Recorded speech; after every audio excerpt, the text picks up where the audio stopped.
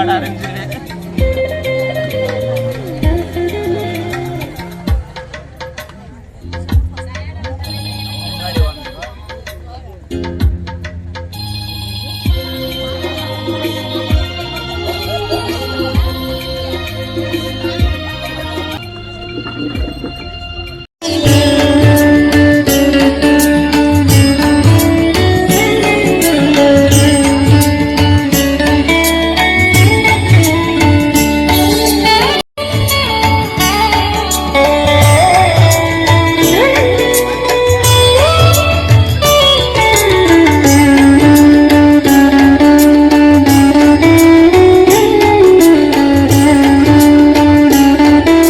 தாய் வாழ்த்து அனைவரும் நிற்குமாறு கேட்டுக்கொள்கிறேன்.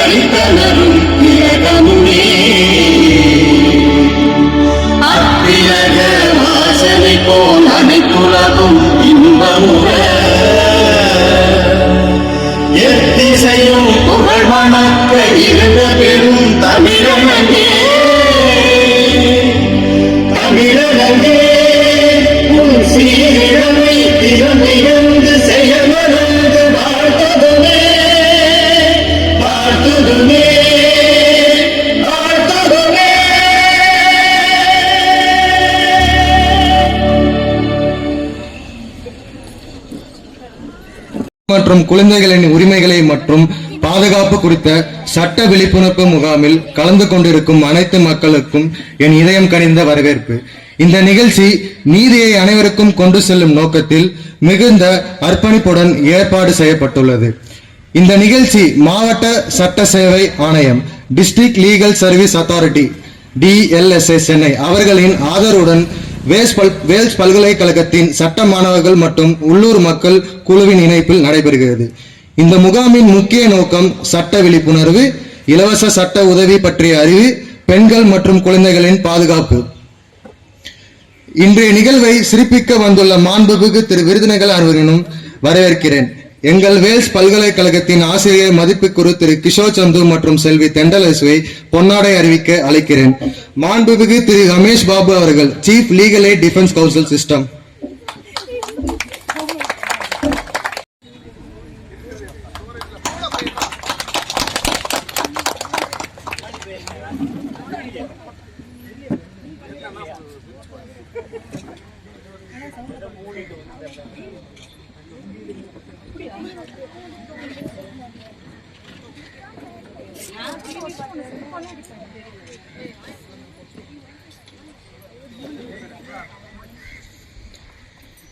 Chitra Zeenat, leader of women self help group.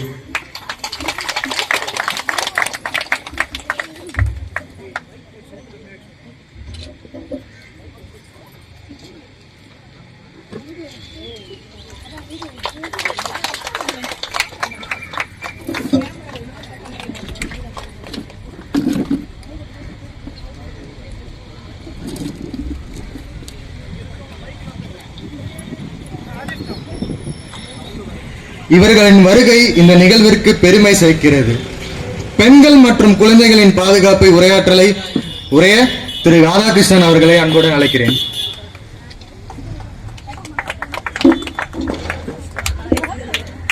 அனைவருக்கும் எனது மாலை வணக்கங்கள். இப்பொழுது நாம் பெண்களுக்கும் குழந்தைகளுக்கும் இருக்கக்கூடிய பாதுகாப்பு பற்றிய சட்டங்கள் என்ன இருக்கின்றது என்பதை பற்றி பொதுவாக சொல்கிறேன். நான் இதில் என்ன பிரிவு இருக்கிறது அதை பற்றியெல்லாம் நான் சொல்ல போறதில்ல. என்ன சட்டம் இருக்கு, அது எப்படி அப்ரோச் பண்ணலாம், நம்ம என்ன விழிப்புணர்வோடு இருக்கணும் அப்படின்றத பற்றி மட்டும் நான் சொல்றேன். முதல்ல குடும்ப வன்முறை சட்டம். இந்த குடும்ப வன்முறை சட்டம்ன்றது எதுக்காக இருக்கு அப்படின்னா, வீட்டுக்குள்ள இருக்கிற பெண்களுக்கு வந்து மன ரீதியாகவோ உடல் ரீதியாகவோ வீட்டுல இருக்கிறவங்க யாருமே ஒரு துன்புறுத்தல் கொடுத்தாங்க அப்படின்னா அவங்களுக்கு பாதுகாப்பு கிடைக்கிறதுக்கு என்ன இருக்கு அப்படின்றது. அவங்க வந்து அதே வீட்லயே இருக்கலாம், இல்லைன்னா அவங்க கோர்ட் மூலமா போயிட்டு அவங்க வந்து ஒரு ஆர்டர் வாங்கி தனியா கூட வசிக்கலாம், இல்லைன்னா கோர்ட்டோட இதுல பர்மிஷனோட ஒரு ப்ரொடெக்ஷனோட கூட அந்த வீட்டுல இருக்கலாம் அப்படின்றது இதுல இருக்கு. இது நம்ம தெரிஞ்சுக்கணும். இதுல வந்து ஏதாவது கம்ப்ளைண்ட்ஸ் இருக்கு, புகார் இருக்கு அப்படின்னா உங்களுக்கு வந்து ஒரு நம்பர் கொடுத்துருக்காங்க. அந்த நம்பர் வந்து 181 அதுல கொடுத்தீங்கன்னா அதுக்கு வந்து உங்களுக்கு உதவிகள் கிடைக்கும். அடுத்ததா வந்து குழந்தைகள் இருக்காங்க இல்லையா, பாலியல் குற்றங்கள் இருந்து குழந்தைகளை பாதுகாப்பது எப்படி அப்படின்றதுக்கு அந்த இதுல வந்து 18 வயதுக்கு உட்பட்டவங்க இருக்கவங்க எல்லாமே வந்து குழந்தைகளா தான் எடுத்துக்கிறாங்க. குழந்தைகள்ல வந்து இதுல ஆண் பெண் ரெண்டுக்குமே வந்து வேறுபாடு கிடையாது, 2 பேருக்குமே இருக்கக்கூடிய இருந்தது. இதுல வந்து எப்படி இருக்கலாம்னா தண்டனை வந்து 3 to 5 வருஷம் வரைக்கும் கூட இருக்கலாம் அப்படின்றத சொல்றாங்க. இந்த இடத்துல புகார் தெரிவிக்கிறோம் அப்படின்னாக்கா அந்த குழந்தைகளோட விவரங்கள் இருக்கு இல்லையா, அது வந்து வெளியில சொல்ல மாட்டாங்க, அது வந்து சீக்கிரட்டா வச்சுப்பாங்க, யாருக்குமே சொல்லி தர மாட்டாங்க. அதுக்கு இதுக்காக புகார் அளிக்கணும் அப்படின்னாக்கா 1098 அப்படின்ற நம்பர் இருக்கு. இப்போ அடுத்தது வந்து எல்லாருமே வேலை செஞ்சுட்டு இருக்காங்க, பணியிடம் இருக்கு, பணியிடத்துல வந்துட்டு அவங்களுக்கு வந்து பாலியல் தொல்லை கிடைக்கும். அந்த இது இருக்கிறதுக்கு எப்படி பண்ணணும் அப்படின்னா அதுக்கு வந்து ஒவ்வொரு இதுலயும் 10 பேர் அல்ல 10க்கு மேற்பட்டவங்க இருக்காங்க அப்படின்னா அவங்களுக்கு வந்து ஒரு இன்டர்னல் கம்ப்ளைண்ட் கமிட்டி அப்படின்னு உள்ளே இருக்கக்கூடிய ஒரு புகார் கமிட்டி வச்சிருப்பாங்க. அந்த கமிட்டி வந்து நடவடிக்கை எடுக்கணும். அந்த கமிட்டி நடவடிக்கை எடுக்கிறதுக்கு கட்டாயமா இது பண்ணணும். அப்படி இல்லை அப்படின்னா அவங்க வந்து வெளியில சட்ட உதவி கொடுத்து அவங்களுக்கு கோர்ட் மூலியமா தீர்வு கிடைக்கிறதுக்கு சொல்லணும் அப்படின்றது இருக்கு. அதே போல வந்து இப்ப வந்து வரதட்சணை தடுப்பு சட்டம் அப்படின்றது இருக்கு. வரதட்சணை வந்து வாங்கறதும் தப்பு, கொடுக்கறதும் தப்பு, ரெண்டுமே. அதனால அது பொறுத்தளவுல ஏதாவது இருந்தது அப்படின்னா அவங்கள வந்து இது பண்ணலாம் அப்படின்னு சொல்லியிருக்காங்க. இந்த தண்டனை வந்து 5 வருஷத்துக்கு கூட இருக்கலாம், அதே போல இதெல்லாம் இருக்கு அப்படின்னு சொல்லியிருக்காங்க. அடுத்தது வந்து குழந்தைகள் வந்து இப்ப வேலைக்கு போறாங்க இல்லையா, சின்ன குழந்தைங்களெல்லாம் வேலைக்கு அனுப்பக்கூடாது அப்படின்றது கட்டாயம். 14 வயசுக்கு கீழே இருக்கவங்க வந்து வேலைக்கு போகக்கூடாது. 6 to 14 வயசு இருக்கிறவங்க கட்டாயம் வந்து அவங்கள படிக்க அனுப்பணும் அப்படின்றத சொல்லியிருக்காங்க. ஆனா இப்ப என்ன சொல்லியிருக்காங்கன்னா ஒரு குல தொழில் வீட்டுல இருந்து பண்றாங்க அப்படின்னா அது வந்து பரவாயில்ல அப்படின்னு சொல்லியிருக்காங்க. ஆனா வெளியில வந்து வேலை செய்யறதுக்கு அளவு இல்லை அப்படின்னு. இதே போல வந்து இப்போ 14 வயசுக்கு மேல இருந்து 18 வயசுக்குள்ள இருக்கிறவங்க வேலைக்கு போறாங்க அப்படின்னா அவங்க வந்து இந்த சுரங்கம் இந்த மாதிரியான கஷ்டமான இடத்துக்கெல்லாம் வந்துட்டு அவங்கள வேலைக்கு அனுப்பக்கூடாது அப்படின்றத ஒன்று சொல்லியிருக்காங்க. அதே போல குழந்தை திருமண சட்டம்னு ஒண்ணு இருக்கு. 18 வயசுக்கு கீழே வந்து குழந்தைங்க இருந்துச்சுன்னா பெண்களா இருந்தா 18 வயசுக்கு கீழே வந்து அவங்களுக்கு திருமணம் பண்ணக்கூடாது அப்படின்றது இப்போ சட்டமா இருக்கு. இது தெரிஞ்சுக்கணும். இப்போ இலவச சட்ட உதவி கிடைக்கும் எல்லாருக்கும். அது எப்படி அப்படின்றதுக்கு 151000 இந்த நம்பர்ல வந்து இது பண்ணீங்கன்னா அதுல இருக்கக்கூடிய வக்கீலுங்க இருப்பாங்க, அதுல பேனல்ல அவங்க வந்து உங்களுக்கு என்ன புகார் நீங்க சொல்றீங்களோ உங்களுக்கு வந்து சட்டமா எப்படி உதவி செய்ய முடியும் அப்படின்றத பத்தி அவங்க சொல்லுவாங்க. இப்போ ஒவ்வொரு இடத்துலயும் வந்து ஒரு மாவட்ட ரீதியாவோ இல்ல தாலுகாவோ இது அந்தந்த கோர்ட் இருக்கு இல்லையா, அந்தந்த கோர்ட்டுக்குள்ள இவங்க எல்லாம் இருப்பாங்க. நம்ம ஏதாவது நமக்கு புகார் கொடுக்கணும், நமக்கு ஏதாவது தெரியணும் அப்படின்னா அவங்கள போய் பார்த்தீங்க அப்படின்னா அவங்களே வந்து உங்களுக்கு இலவசமா வந்து வக்கீல்களை ஏற்பாடு பண்ணி கொடுத்து அதுக்கு உங்களுக்கு தீர்வு கொடுப்பாங்க. இதுல வந்து ஒரு தகுதி கொடுத்துருக்காங்க.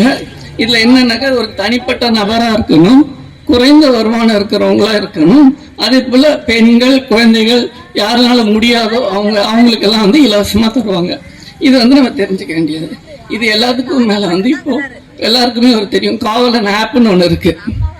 அந்த இது வந்து போலீஸோட இதுல வந்து அவங்க கொடுத்துருக்காங்க. இந்த ஆப்பை டவுன்லோட் பண்ணி வச்சுக்கிட்டீங்க அப்படின்னா பெண்கள் அதுல உங்களோட விவரங்களை பதிவு பண்ணணும். பதிவு பண்ணும்போது ஏதாவது ஒரு கஷ்டம் இருக்கு, ஏதாவது ஒரு இடத்துல இருக்கு அப்படின்னா ஒரு அந்த இது பட்டன் மட்டும் தட்டினாலே அவங்களுக்கு வந்து நீங்க எந்த இடத்துல இருக்கீங்க அந்த இதோட வீடியோ கிளிக் ஆயிடும், எல்லாமே தெரிஞ்சிடும். அதனால உங்களுக்கு உடனே வந்து ஒரு உதவி கிடைச்சிடும். அதனால இது வந்து எல்லா பெண்களுமே வந்து டவுன்லோட் பண்ணி வச்சுக்கிறது நல்லது. இதான். தேங்க்யூ.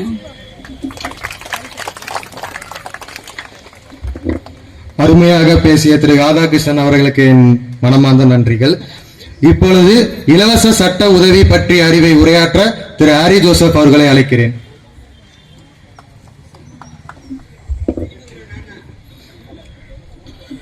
மாவட்ட சட்ட சேவை ஆணையம் என்பது சுருக்கமாக சிம்பிளாக நம்ம பாஷையில் சொல்ல போனோம்னா பணம் இல்லாதவர்களுக்கு இலவசமான சட்ட உதவி தரும் ஒரு அரசு அமைப்பு, அட்மினிஸ்ட்ரேட்டிவ் விங். இது வந்து என்னன்னா கான்ஸ்டியூஷன் ஆஃப் இந்தியாவில் ஆர்டிக்கல் 39A கேபிட்டல் ஏ அந்த ஒரு ப்ரொவிஷன் கொடுக்கப்பட்டிருக்கு. ஐரிஷ் கான்ஸ்டியூஷன் அங்கேருந்து நம்ம அடாப்ட் பண்ணி இந்தியாவில் இந்த டிஎஸ்பி இந்த டைரக்டிவ் பிரின்சிபல் ஆஃப் ஸ்டேட் பாலிசியில் வச்சுருக்காங்க. ரொம்ப அருமையானது ஒன்று. இது வந்து அநேக ஜனங்களுக்கு தெரியல. என்ன தெரியல? இப்போ எனக்கு ஒரு ஆபத்து வந்துருச்சு, எனக்கு ஒரு கஷ்டம் வந்துருச்சு, எனக்கு ஒரு இடையூறு வந்துருச்சு, முக்கியமாக பெண்களுக்கு, அதாவது குழந்தைகளுக்கும். இவங்க போய் ஒரு அட்வொகேட்டை பார்க்கணும், லீகலாக ஸ்டெப் எடுத்து கோர்ட்டுக்கு போய் வாதாடணுமே. இப்போ அட்வொகேட்டு போனோம்னா எவ்வளோ ஃபீஸ் கேட்குறாங்க, அந்த கேஸ் பொறுத்து ஃபீஸ் வாங்குறாங்க. ஓகே, லட்சக்கணக்கிலேருந்து ஒரு 10,000 ரூபாய், 50,000 ரூபாய், 1,00,000 அப்படி போயிட்டே இருக்கும் கேஸ் சம்மந்தப்பட்டு இருக்கு. ஓகேங்களா? அது மாதிரி ஏழை மக்கள் எங்கே போவாங்க? அதனால தான் இந்த ஆர்டிகல் 39 என்ன சொல்லுதுன்னா, ஒரு ஏழை மனுஷன் கூட பணம் இல்லாமல் நீதி கிடைக்காம போவே கூடாது. அவனுக்கு எப்படியாவது கண்டிப்பா நீதி கிடைச்சே தீரணும் சொல்லிட்டு தான் இது வந்து உங்களுக்கு வந்து இலவசமாவோ தானமாவோ யாரும் கொடுக்கறது இல்லை. இது வந்து உங்களோட ரைட்ஸ், புரிதுங்களா? நல்ல உங்களுடைய உரிமை. இது அநேகருக்கு தெரிவதில்லை. டக்குன்னு பணம் இல்லை, கோர்ட்டு கேஸ் எல்லாம் அடைய முடியாது, எவ்வளோ ஃபீஸ் தர, அப்படி கிடையாது. இது வந்து இது ஒரு ஸ்தாபனமாகவே இயங்கப்படுகிறது. நம்ம ஹைகோர்ட், மெட்ராஸ் ஹைகோர்ட் கேம்பஸ்குள்ள district legal services authority building இருப்பாங்க. அதில் சார் தான் சீஃபாக இருக்காரு, ரமேஷ் பாபு சார் வந்திருக்காங்க. ஓகேங்களா? உங்களுக்கு எந்த கஷ்டம் இருந்தாலும் சரி, முக்கியமாக பெண்கள் குழந்தைகளுக்கு சரி, அப்புறம் SC ST பாதிக்கப்பட்ட இண்டிஜியன்ஸ் பீப்புளுக்கு, இந்த மாதிரி ஆட்களுக்கு சிறப்பாக நீங்கள் ஃபர்ஸ்ட் ஸ்டெப் என்ன செய்யறது, நேராக அந்த அலுவலகத்துக்கு போய் சும்மா ஓரளவு சொன்னா கூட அங்கே எழுத ஆள் இருக்காங்க. அவ்வளோ உதவிகள் உங்களுக்காக கொட்டி காத்து கிடக்குது. நீங்கள் எதுவுமே யோசிக்க வேணாம். இதெல்லாம் இப்போ சொல்ல முடியாத ஒரு பிரச்சனைகள் கான்ஃபிடென்ஷியலாக இப்போ வந்து நீங்கள் எதனா ஒரு கம்ப்ளைண்ட் கொடுத்தீங்கன்னா அது வந்து பாதுகாக்கிறது ரொம்ப கஷ்டம். இப்போ அப்படியே லீக் ஆகி அப்படியே போயிடுது இல்லையா? இப்போ இந்த டிபார்ட்மெண்ட் அந்த மாதிரி கிடையாது. ரொம்ப கான்ஃபிடென்ஷியலாக இருக்கும். உங்களுக்கு தேவையான நீதி கண்டிப்பாக உங்களுக்கு பெற்று தருவார்கள். ஒரு உதாரணத்துக்கு என்கிட்ட ஒரு 2021 நினைக்கிறேன், அப்போ ஃபர்ஸ்ட் இதை பற்றி எனக்கு எதுவுமே தெரியாது. 2021-20 அந்த பீரியட்ல வந்து இந்த லீகல் எய்ட் சர்வீசஸ் பற்றி ஓரளவுக்கு கொஞ்சம் நாலேஜ் இருக்கு, லா படிக்கிறதுக்கு முன்னாடி. அப்போ ஒரு ரொம்ப ஏழை, சாப்பாடுறது கூட ரொம்ப கஷ்டம், மண் தர, ரொம்ப குடிசை வீடு. ஒரு அம்மா வந்து பாதிக்கப்பட்டாங்க. அவங்க சொந்த பிள்ளைய வந்து இழந்தாங்க. இழந்துட்டோன்னே என்னடா பண்ணுறது, காசு இல்லை, ஒன்றும் இல்லை, எப்படி கேஸ் போட்டு எப்படி வாதாடுறது, எல்லாம் இடா கூடமாக நடந்துட்டு இருக்கு. அப்போ அந்த அம்மா என்கிட்ட யாரோ ஒரு போலீஸார் வந்து என் நம்பர் கொடுத்துருக்காங்க. அந்த அம்மா இன்ச்சா வழி நடத்தி அப்புறமா தான் இந்த டிஸ்ட்ரிக்ட் லீகல் எய்ட் அத்தாரிட்டி கிட்ட போய் ஒரு மனு எழுதி கொடுத்தேன் நானே. அவங்க இந்த மாதிரி கொடுத்து ரொம்ப அற்புதமாக இலவசமாக அட்வொகேட் வச்சு அவ்வளோ அழகாக வந்து மூவ் பண்ணி கொடுத்தாங்க. இதுதான் என்னோட ஃபர்ஸ்ட் அனுபவம். அதுக்கப்புறம் தான் படிக்க ஆரம்பித்தேன் இதை பற்றி ஃபுல்லாக, DLSCனா என்னன்னு. அப்போ இவ்வளோ அற்புதமாக இங்கே சொல்லப்பட்டிருக்கு. இன்னொரு அனுபவம் என்னன்னா, இங்கே இருக்கிற இந்தியா ஒட்டுமொத்த தலித் மக்களுக்காக, இல்லாதவர்களுக்காக, ஏழ்மையானவர்களுக்காக ஒரு கேஸு பில்னா பப்ளிக் இன்டர்நேஷனல் இது லிட்டிகேஷன், ஓகேவா, பொதுநல வழக்குன்னுவாங்க. அது சுப்ரீம் கோர்ட்ல டைரக்டா ஒன்று போட்டேன், ரிட் மூலியமா, ஆர்டிகல் 32 மூலியமா. ஒட்டுமொத்த இந்திய தேசத்துக்காக நான் ரெப்ரசன்டா போய், ஏன்னா இது வரைக்கும் நிலுவையில் இருக்கு அந்த கேஸ், இன்னும் கன்க்ளூட் ஆகப்படல. ஒரு தீராத பிரச்சனை ஒன்று இருக்கு SC ST மக்களுக்கு. ரிசர்வேஷன் பத்தி போராடிட்டு இருக்காங்க. எப்போ அம்பேத்கர் இருக்கும்போது அப்போதுலேருந்து இது வரைக்குமே இன்னும் தீர்வு வரல. ஒரு கன்க்ளூஷன், ஒரு ஒரு கன்ஃபியூஸ்டா போயிருக்கு. இன்னும் பலமா தீர்மானம் இன்னும் நிறைவேற்றல சுப்ரீம் கோர்ட். இந்த கேப்ல சரி இது சேலஞ்ச் பண்ணலாம் சொல்லிட்டு எனக்கு நான் படிக்கும்போது ரொம்ப அற்புதமான காரியங்களை கொஞ்சம் கற்றுக்கிட்டேன். அலசி ஆராய்ச்சி பார்த்து நுணுக்கமா பெட்டிஷனை போட்டு எல்லா ஒட்டுமொத்த மக்களுக்கு ரெப்ரசென்டா போய் நிற்கிறேன். 7ஆம் தேதி கரெக்டா போன வருஷம் நவம்பர் போய் நிற்கிறேன். சீஃப் ஜஸ்டிஸ் சூரியகாந்த் இருக்கார் இப்ப chief justice of India supreme court. First வாழ்க்கையில முதல் கேஸ், முதல் வழக்கு, முதல் பேச்சு அங்கதான் ஆரம்பிக்கிறேனே நான். சுப்ரீம் கோர்ட் போனேன். கோர்ட் நம்பர் 2, காஸ்ட் லிஸ்ட் வந்து 11. போய் வந்தோடனே போய் நிக்கிறேன். எனக்கு ஒரு பதட்டம், ஏன்னா ஃபர்ஸ்ட் வாட்டி இல்லையா, இது கொஞ்சம் ஒரு மாதிரி நர்வஸா இருந்தது. போய் நின்றுட்டு அவர் முன்னாடி இப்படி நிக்கிறேன். அவரும் இன்னொரு ஜஸ்டிஸா உட்காந்துருக்காங்க. எடுத்தோடனே மே இட் ப்ளீஸ் யுவர் லார்ட்ஷிப் அப்படின்னு ஆரம்பிக்கிறேன். அவர் எடுத்தோடனே ஒரு வார்த்தை விட்டாரு, வாட் ஆர் யூ டூயிங், என்ன செய்யற? I M A law student, 3rd year law student. அப்படியா, சரி, இன்னும் லாவே முடிக்கல, இவ்வளவு பெரிய கேஸ் தூக்கிட்டு வந்து நிக்கிறேன். எடுத்தோன்னு என்கவுண்டர் பண்ணாரு. ரொம்ப ஆங்கிரியா பேசினாரு. ரொம்ப கஷ்டமாயிடுச்சு எனக்கு. அப்படியே பிளாங்க் ஆயிடுச்சு மைண்டு ஃபுல்லா. லா ஸ்டூடெண்ட் ஒரு கேட்டகரி போஸ்டிங் இருக்கனால நாங்க போல. ஆர்டிகல் 32 மூலியமா ஒரு சாதாரண மனுஷனுக்கு ஃபண்டமெண்டல் ரைட் பிரீச் ஆனாலோ, பேசிக் ஸ்ட்ரக்சர் ரைட் பிரீச் ஆனாலோ சுப்ரீம் கோர்ட் கதவு தட்டலாம் அப்படின்னு எங்களுக்கு கத்து கொடுத்தது உண்டு. கான்ஸ்டியூஷன் அதை தான் சொல்லுது, ஆர்டிகல் 32 மூலியமா. அந்த ப்ரொவிஷனால தான் நான் போனேன். அவர் என்ன பண்ணிட்டாருன்னா, இப்படி ஒரு கேள்வி கேட்ப நான் எதிர்பார்க்கல, அப்படியே ஆஃப் பண்ணிட்டார். சரிங்க ஐயா, லா காலேஜ் முடிச்சுட்டே வரேன் நான் அப்படின்னு பேக் டிஸ்மிஸ் ஆகி வந்தேன். வேற என்ன பண்றது, அவருக்கு ரொம்ப கோவப்பட்டாரு. சரி பரவாயில்ல, இருக்கட்டும். அது எனக்கு ஒரு விதத்துல நல்லது. ஏன்னா ராம்ஜத் மலானி, ஃபேலி நாரிமன், நானி பல்கிவாலா, இந்த மாதிரி greatest legend of eminent advocates எல்லாம் இருக்காங்க. முதல் கேஸ், முதல் வழக்கே அவங்களெல்லாம் தோல்வியில் தான் முடிஞ்சது. அந்த லிஸ்ட்ல நானும் ஒருத்தன் நினச்சிக்கிட்டு என்ன நான் தேத்திக்கிட்டு எம்பவர் பண்ணிட்டு வந்திருக்கிறேன் பின்னாடி. ஓகேங்களா? ஆனா கண்டிப்பா ஏழை மக்களுக்காக போராடுவேன். அப்புறம் இன்னொரு நல்ல செய்தி நான் என்ன இங்க சொல்லணும்னா, நம்ம ஏரியால, இந்த ஏரியால இங்கதான் குடி கூட இருக்க ஐயா, நம்ம ஊர் இது ஆக்சுவலா. ஓகேங்களா? இந்த இடத்துல இன்னும் 2 மாசம் தான் எனக்கு என்ரோல்மெண்ட் முடிஞ்ச உடனே லா அசோசியேஷன் ஒன்று ஆரம்பிக்கிறேன். ஆரம்பிச்ச உடனே முதலாவது நான் பண்ண வேண்டியது காரியம்னா, நம்ம அசோசியேஷன்ல இப்பயே ஒரு 25 மெம்பர்ஸ் ஜாயின் பண்ணியிருக்காங்க, இன்க்ளூடிங் அட்வொகேட்ஸோட. ரொம்ப ஹாப்பியா இருக்கு. ஏன்னா இதுல வந்து SC ST மக்களுக்கும், ஏழப்பட்ட பெண்கள், விதவைகள், இந்த மாதிரி மக்களுக்கும் என் லைஃப் லாங் ஃபுல்லா எவ்வளவு பெரிய கேஸா இருந்தாலும் சார் 5 காசு வாங்காம நான் பண்ணி தருவேன். இது என்னோட உறுதிமொழியாய் இந்த இடத்துல நான் கூறுகிறேன். மிக்க நன்றி. அதுவும் இல்லாமல் இன்னொரு ஹிஸ்டாரிக்கல் ஈவெண்டா இது மாத்தணும்னு நான் பாக்குறேன். இது இருக்கணும்னு நினைக்கிறேன். என்னன்னா, ஆஃப்டர் செல்ஃப் கேர் அப்படின்னு ஒரு ப்ராஜெக்ட் இருக்கு, ரீஹாபிலிட்டேஷன் சென்டர். நம்ம இந்தியாலேயே வந்து உத்தரப்பிரதேசிலையும், பெங்காலையும், பாம்பேலையும் 3 ஸ்டேட்ல மட்டும்தான் இருக்கு இந்த சென்டர். என்ன மாதிரி சென்டர்னா, இப்ப தமிழ்நாட்டில் கிடையாது.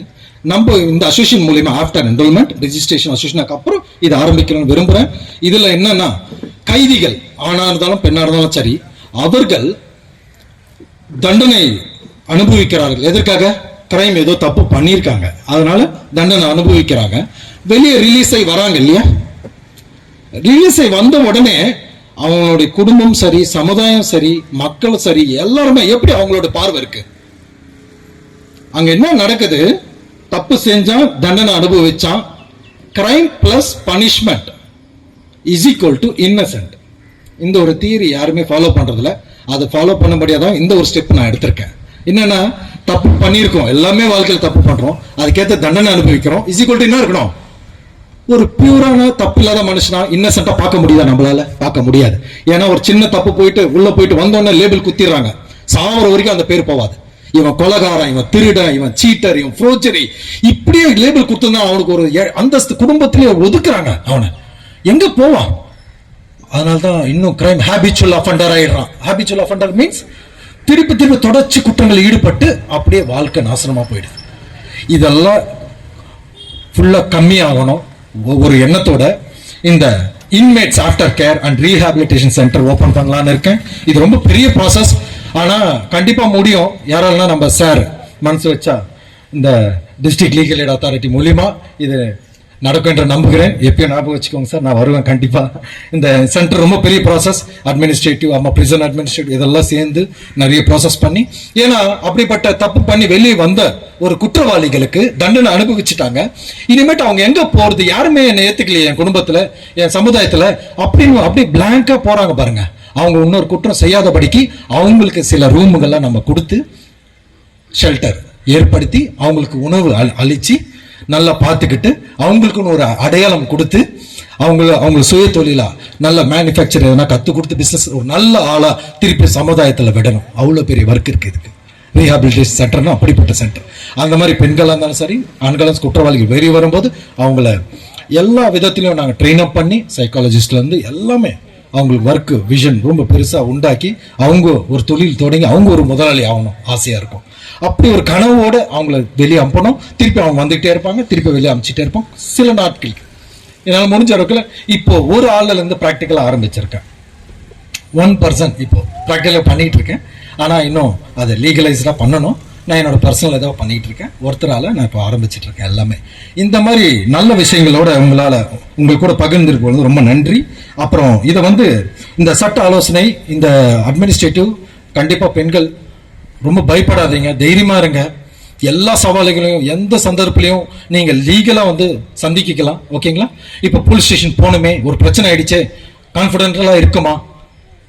ரகசியமாக வச்சிருப்பாங்களா? நம்ம பேர் சொல்லிட்டா எதிராளி நம்மள எதனா ஒன்று பண்ணிடுவானே, அந்த ஒரு பயமே வேண்டாம். போலீஸ் தவிர்த்து அதுங்கேயும் போகலாம். அவங்க யார் மூலியமாக போகலான்னா டிஸ்ட்ரிக்ட் லீகல் எய்ட் மூலியமாக கூட போகலாம். ஒரு ஸ்டெப் ஜஸ்ட் அங்கே போய் ஒரு மனு கொடுத்தா போதும். உங்களுக்கு இலவசமாக வழக்கறிஞர்களை நியமித்து அந்த கேஸ் ஃபுல்லாக நடத்தி கண்ணும் கருத்துமாக பார்த்து உங்களுக்கு நீதி கிடைக்கும் கண்டிப்பாக. ஓகேங்களா? இதோட சிறப்பு அம்சம் இதுதான். ஓகேங்களா? இப்போ இந்த இடத்துல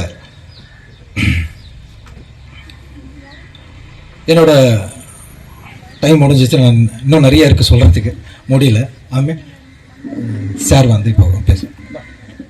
மிக்க நன்றி, வணக்கம்.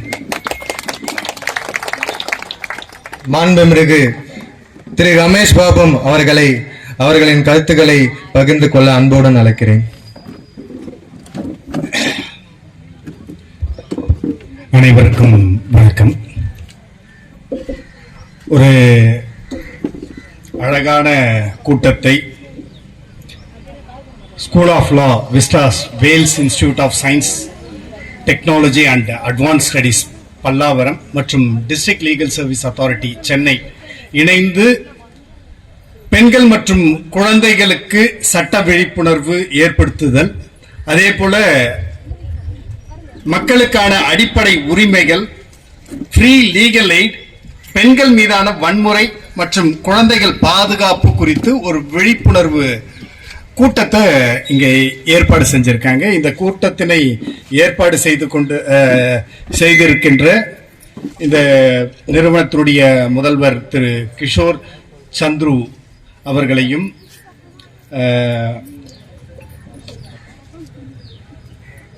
இந்த பகுதியை சார்ந்த சண்முகபுரம் பகுதியை சார்ந்த மகளிர் குழுவினுடைய தலைவி சிர்தா ஜீனத் அவர்களுக்கும், அதே போல இந்த நிகழ்ச்சியை ஒழுங்குபடுத்தி நெறிப்படுத்தி கொண்டிருக்கின்ற ஹாரி ஜோசப் அவர்களுக்கும், எனக்கு முன் பேசிய பெண்கள் மற்றும் குழந்தைகள் சம்பந்தமான சட்ட விழிப்புணர்வு சம்பந்தமாக பேசிய திரு ராதாகிருஷ்ணன் அவர்களுக்கும், இந்த நிகழ்வினை என்னதான் சொல்றாங்க, முதல்ல நாம இங்க உட்கார்ந்துகிட்டு இருக்கின்ற இந்த நேரத்துல நம்ம வீட்டில் போயிட்டு வேலையை பார்க்கலாம், குழந்தைகளுக்கான வேலையை பார்க்கலாம், சமையலுக்கான வேலையை பார்க்கலாம். ரொம்ப நேரம் உட்காந்துட்டோம்னா வீட்டில இருந்து குழந்தைங்க கேட்கும், வீட்டுக்காரர் கேட்பாரு எப்படா முடிப்பாங்க அப்படின்றது எண்ணம் இல்லாம ஒரு செய்தியை சொல்லுவதற்காக வந்திருக்காங்க. கட்டாயம் இந்த செய்தியை கேட்கணும் அப்படின்ற அடிப்படையில் இங்க கூடியிருக்கின்ற பொதுமக்களுக்கும் மகளிர் குழுவினருக்கும், இந்த நிகழ்வில் பங்கெடுத்துக் கொண்டிருக்கின்ற சட்ட மாணவர்கள் அனைவருக்கும், என்னோடு இந்த நிகழ்வில் பங்கெடுத்துக் கொண்டிருக்கின்ற லீகல் எய்ட் அசிஸ்டன்ட் திரு மோனிஷ்குமார் அவர்களுக்கும் முதற்கண் வணக்கம் மற்றும் நன்றியே சொல்லிடுறேன். சரி, சட்டம் பொதுவானது. உண்மையா சட்டம் எல்லாருக்கும் பொதுவானதா இல்லையா? இதுவரைக்கும் நம்முடைய உரிமைகள் கிடைக்காத சூழ்நிலையில் எத்தனை பேர் நீதிமன்றத்தில் போயிட்டு நமக்கான உரிமையை பெற்று இருக்கோம் அப்படின்னு நம்ம எல்லாரும் பார்த்தோம்னா அது ஒரு மிகப்பெரிய கேள்விக்குறியா தான் இருக்கும். யாரும் பெருசா நீதிமன்றத்துக்கு போக மாட்டோம், நமக்கான உரிமைகளை நம்ம கேட்க மாட்டோம். ஏன் கேட்க மாட்டோம் அப்படின்னா, அடித்தட்டு மக்களாக இருக்கிறவர்கள் இல்ல பெண்களாக இருக்கக்கூடியவர்கள் எப்பயுமே என்ன யோசிப்போம்னா,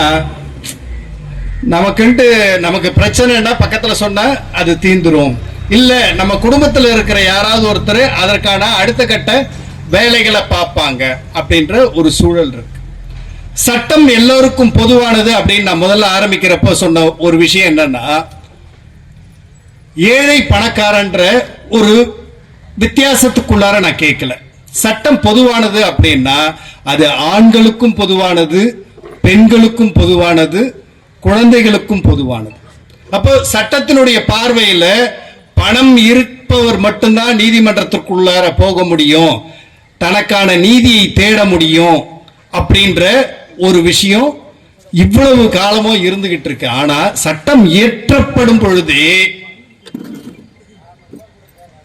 சட்டம் பொதுவானது அப்படின்ற ஒரு நடைமுறை திட்டத்தை கொண்டு வந்து சேர்த்திருக்காங்க. இது உங்களுக்கு எல்லாருக்கும் புரியும்படியா நான் இப்ப செக்ஷன் வைஸா நான் உள்ள உங்களுக்கு போய் பேசினேன் அப்படின்னா ஒரு வகுப்பறை மாதிரி இருக்கும். சட்டம் எல்லாருக்கும் பொதுவானது அப்படின்னு சொல்லிட்டாங்க. ஆனா பொதுவான இதுவரைக்கும் நசுக்கப்படுகின்ற, குரல் கொடுக்க முடியாத, தன்னுடைய பிரச்சனைகளை வெளியில சொல்ல முடியாத நபர்கள் பல பேர் இன்னைக்கும் சிறைகள்ல கைதியா நிறைய பேர் இருக்க. எங்கோ இருந்து இங்க இப்ப நம்ம பார்த்திருப்போம், நம்ம ஊருங்கள்லாம் இப்பெல்லாம் பாத்தீங்கன்னா அதிகமா பானிபூரி கடைகள்லாம் பார்த்துருக்கீங்களா?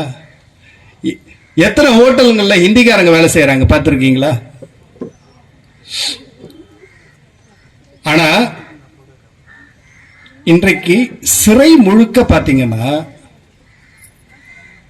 நம்ம ஜெயில, நம்ம பக்கத்துல புழல் சிறையில பாத்தீங்கன்னா அதிகப்படியான எண்ணிக்கையில சிறையில இருக்கிற நபர்கள் யாருன்னு பாத்தீங்கன்னா, மொழி பேச தெரியாத, தான் தப்பே செய்யல அப்படின்றத தன் வெளிப்படுத்த முடியாத நபர்கள் மட்டும்தான் இன்னைக்கு குரலற்றவனாய் சிறைகள்ல இருக்க. போலீஸ் என்ன ஒரு வழக்கு போட்டாலும் இவங்கிட்ட கஞ்சா இருந்துச்சு, முக்கியமான நபர்கள் எவனாவது ஒருத்தர் இருப்பான், அவனை காப்பாற்றணும், போலீஸ் அதிகாரிகளுடைய மேல் அழுத்தம் இருந்துகிட்டே இருக்கும். அந்த மாதிரியான சூழல்கள்ல என்ன பண்ணுவாங்கன்னா, எவனையோ ஒருத்தனை பிடிச்சி உள்ள பிடிச்சிட்டு போடுவாங்க. ஜெய்பீம் படம் பார்த்தீங்களா? அந்த மாதிரி எளிய மக்களாக இருக்கக்கூடிய நபர்கள் மீது அதிகார வர்க்கம் என்ன பண்ணிக்கிட்டு இருக்கு இன்றைக்கும். அதாவது போலீஸ் பிடிக்கிற கேசஸ்ல குறைந்தபட்சம் 10% வழக்குகள் தான் உண்மையான வழக்குகளா இருக்கே தவிர்த்து 90% வழக்குகள் என்ன மாதிரியான வழக்குகளா இருக்கு, அந்த தேவைக்காக புனையப்பட்ட வழக்குகளா இருக்கு. சரி, சட்டத்துல சொல்லிட்டாங்க எல்லாருமே சமம்னு சொல்லிட்டு, நம்முடைய அதிகார வர்க்கமோ அல்லது ஆட்சியாளர்களோ இந்த மாதிரியான ஒரு சூழல்ல ஒரு பிராக்டிக்கலாவே பண்ணிக்கிட்டு இருக்காங்க. அப்போ என்ன பண்றது அப்படின்ற ஒரு நிலையில இந்திய சுப்ரீம் கோர்ட்டே என்ன பண்ணது, நால்சா அப்படின்ற ஒரு அமைப்பை உருவாக்குது.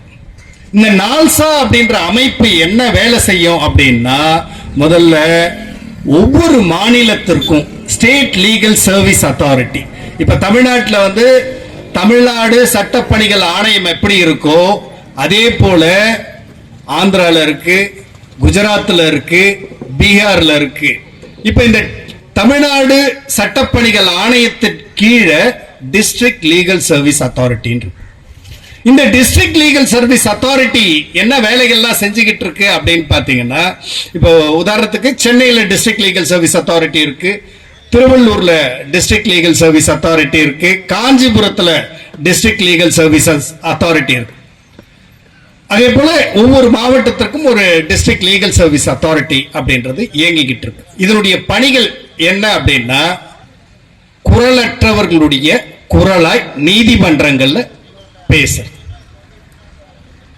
அடித்தட்டில் இருக்கிற மக்களுக்கு, சட்டம் தெரியாத மக்களுக்கு அவனை காப்பாற்றுறது மட்டும் வேலை கிடையாது, சட்டம் மக்களுக்கு தெரியணும் அப்படின்றதுக்காக அதற்கான பிரச்சாரங்களை எடுக்க வேண்டிய அவசியமும் டிஸ்ட்ரிக்ட் லீகல் சர்வீஸ் அத்தாரிட்டிக்கு. இப்போ சார் சொல்லிக்கிட்டு இருந்தாரு, குடும்ப வன்முறை சட்டம் இருக்கு, வரதட்சணை சட்டங்கள் இருக்கு, இந்த மாதிரியான பல சட்டங்கள் பெண்களுக்கான சட்டங்களா இருக்கு. போக்சோ சட்டம் இப்போ நம்ம பரவலாக இப்போ தொடர்ச்சியா இந்தியாவில் வந்து அதிகமான குற்றங்கள் எங்க நடக்குதுன்னா அந்த குழந்தைகளுக்கு எதிரான பாலியல் குற்றங்கள்லாம் நடந்துகிட்டு இருக்கு. அதை தடுப்பதற்காக போக்சோ சட்டம் குறித்த ஒரு விழிப்புணர்வு அப்படின்றது வந்து மக்களுக்கு தேவைப்படுகிறது. இது போன்ற விஷயங்கள்லாம் மக்களிடத்துல கொண்டு போய் சேர்க்கிறது. அப்போ வந்து ஒரு பிரச்சாரம் மட்டுமே பண்ணிட்டு நம்ம அமைதியா இருந்துட்டோம் அப்படின்னா அந்த சட்டம் வந்து சரியா, அந்த அமைப்பு வந்து சரியா இயங்குமான்னா இயங்காது. அப்போ அடுத்த கட்ட வேலையை பார்க்கணும். இங்க வந்து பெண்களுக்கும் குழந்தைகளுக்கும் எதிராக என்ன சட்டம் நடந்தாலும் சரி, என்ன குற்றம் நடந்தாலும் சரி, அல்லது பெண்களுக்கும் குழந்தைகளுக்கும் தேவையான என்ன உதவி வேணுமானாலும் சரி, அது சட்ட ரீதியாக மட்டுமல்ல. இப்போ இந்த பகுதிகளில் வந்து பாத்தீங்கன்னா சாதாரணமா பட்டா பிரச்சனைகள்லாம் இருக்கும். பட்டா இல்லாம நிறைய பேர்லாம் இருப்பாங்க. அப்போ நீங்க வந்து என்ன பண்ணிருப்பீங்க, கலெக்டர் கிட்ட முறையிட்டு இருப்பீங்க, தாசில்தார் கிட்ட முறையிட்டு இருப்பீங்க, உங்களுடைய இந்த பகுதியில் இருக்கிற அரசியல் தலைவர்களிடத்துல முறையிட்டு இருப்பீங்க. அப்போ நமக்கு வந்து நம்ம போய் ஒரு கடிதத்தை கொடுக்குறோம், அந்த கடிதத்தின் வாயிலாக என்ன நடவடிக்கை எடுத்தாங்க அப்படின்ற தகவல் நமக்கு ஏதாவது தெரியுதுங்களா? தெரியாது. நம்ம போனோம், மண்டே பெட்டிஷன், கலெக்டர் கிட்ட ஒரு பெட்டிஷன் கொடுத்த உடனே அது என்ன ஸ்டேட்டஸ்ல இருக்குன்றது தெரியாது. ஆனால் அந்த மாதிரியான ஒர்க் கூட டிஸ்ட்ரிக்ட் லீகல் சர்வீஸ் அத்தாரிட்டி பண்ணிக்கிட்டு இருக்கு. உங்களுக்கு வந்து பட்டா வேணுமா, எனக்கு பட்டா வேணும் அப்படின்னு சொல்லிட்டு டிஸ்ட்ரிக்ட் லீகல் சர்வீஸ் அத்தாரிட்டிக்கு நீங்க அனுப்புறப்போ அந்த மனுவினை நாங்க டிஸ்ட்ரிக்ட் கலெக்டருக்கு ஃபார்வர்ட் பண்ணுவோம். டிஸ்ட்ரிக்ட் கலெக்டர் அதுல என்ன நடவடிக்கை எடுத்தாங்க அப்படின்றத யாருக்கு சொல்லணும்? எங்களுக்கு அவங்க தெரியப்படுத்த வேண்டிய அவசியம் இருக்கு. அப்போ ஒரு அரசை நமக்கு தேவையான சலுகைகள், அடிப்படை உரிமைகள் சம்பந்தமாக நாம் பேசுற பொழுது அத டிஸ்ட்ரிக்ட் லீகல் சர்வீஸ், இது வந்து ஒரு சின்ன உதாரணத்துக்காக நான் சொன்னேன். அப்போ உங்களுக்கான அடிப்படை தேவைகள் என்ன இருந்தாலும் அது சம்பந்தமாக நீங்க வந்து டிஸ்ட்ரிக்ட் லீகல் சர்வீஸ் அத்தாரிட்டியை நீங்க அணுகலாம். ரெண்டாவது, சொத்து பிரச்சனை இருக்கு. எனக்கும் பக்கத்துல இருக்க என்னுடைய குடும்பத்தில் இருக்கவங்களுக்கு சொத்து சம்பந்தமான பிரச்சனைகள் இருக்கு. என்னுடைய கணவன் மனைவிக்குள்ளார பிரச்சனைகள் இருக்கு. ஆனா என்னால எப்படி அதை நீதிமன்றத்திற்கு எடுத்து போக முடியும் அப்படின்றது எனக்கு தெரியல. நான் இதுல வந்து என்ன கேஸ் போடுறது அப்படின்ற விவரங்கள் எனக்கு தெரியல. நான் எந்த கோர்ட்ல போடுறது, இதை வந்து முன்சிப் கோர்ட்ல போடுறதா இல்ல எம்எம் கோர்ட்ல போடுறதா, எங்க போடுறது எனக்கு தெரியல. இந்த இடத்துல யார் வந்து எனக்கு இலவசமா வழக்கறிஞர் வச்சு கொடுப்பாங்க அப்படின்ற, ஏதோ ஹரிஷ் ஜோசப் மாதிரியான ஆட்கள் இங்க ஒரு சிலர்லாம் இருக்கிறாங்க, அவங்க நான் பண்றேன் அப்படின்னு சொல்லுவாங்க. இந்த மாதிரி இல்லாத இடங்கள்லாம் இருக்குல்ல, கிராமங்கள்லாம் இருக்குல்ல, அந்த மாதிரியான இடங்கள்ல அவங்களுக்கு டிஎல்எஸ்ஏவை தொடர்பு கொள்றப்போ அவங்களுக்கான குடும்ப பிரச்சனைகளாக இருக்கட்டும், சொத்து பிரச்சனைகளாக இருக்கட்டும், என்ன பிரச்சனைகளா இருந்தாலும் முதல்ல அவர்களை அழைச்சு அவங்களுக்கான பிரச்சனைகள் என்னன்றதை கேட்டு இந்த பிரச்சனைக்கு இந்த தகுதியான வழக்கறிஞரை நம்ம நியமிச்சு அந்த வழக்கை ஒரு பைசா செலவில்லாமல் டிஸ்ட்ரிக்ட் லீகல் சர்வீஸ் அத்தாரிட்டி பண்ணிக்கிட்டு இருக்கு. அப்ப இந்த செய்தி பரவலா வெளியில தெரியாது, அதை தெரிய வைக்க வேண்டிய கடமை நமக்கு இருக்கு. எங்கேயோ போய்கிட்டு இருப்போம், திடீர்னு போலீஸ் வா உன்னை கூப்பிடுறாங்க அப்படின்னு சொல்றாங்கன்னு வச்சுங்களேன், கூப்பிட்டு போயிட்டு ஏதோ ஒரு கேஸை போட்டு ஜெயிலுக்கு அனுப்பிச்சிருவாங்க. இப்போ அந்த மாதிரியான ஒரு நேரங்கள்ல டிஸ்ட்ரிக்ட் லீகல் சர்வீசஸ் அத்தாரிட்டியை அப்ரோச் பண்றப்போ உடனடியாக காவல் நிலையம் வந்து அந்த பிரச்சனைக்கான காரணம் என்ன, உண்மையாகவே அவர் தவறு செஞ்சிருந்தாரு அப்படின்னா அவர் ஒரு குற்றவாளியா பார்க்கின்ற பொழுது தெரியாம கூட நிறைய பேர் தப்பு செஞ்சுட்டு போயிட்டு இருப்பாங்க. திடீர்னு போய்கிட்டே இருப்பாங்க. யாரோ ஒருத்தர் அசிங்கமா இவரை பேசியிருப்பாரு, இவர் அந்த நேரத்துல தன்னிலை மறந்து ஏதோ ஒரு கோவத்துல இவர் அடிச்சிருப்பாரு. அந்த இடத்துல இவர் பண்ணதாவே தப்பாவே கூட இருக்கும். ஆனா சட்டத்தின் பார்வையில் அது தப்பு அப்படின்றப்போ அவர்களுக்கு அந்த மாதிரி வழக்கறிஞர் வச்சு வழக்கு நடத்த முடியாத நபர்களுக்கு கூட வழக்குகள் டிஸ்ட்ரிக்ட் லீகல் சர்வீசஸ் அத்தாரிட்டி மூலமாக ஒரு பைசா செலவு இல்லாம பண்ணிக்கிட்டு இருக்கு. பெண்களை பொறுத்த வரைக்கும் நிறைய இந்த செல்ஃப் டிஃபென்ஸ் கேசஸ்லாம் நிறைய இருக்கும். தன்னை பாதுகாத்து கொள்ளுவதற்காக நடைபெறுகின்ற குற்றம்.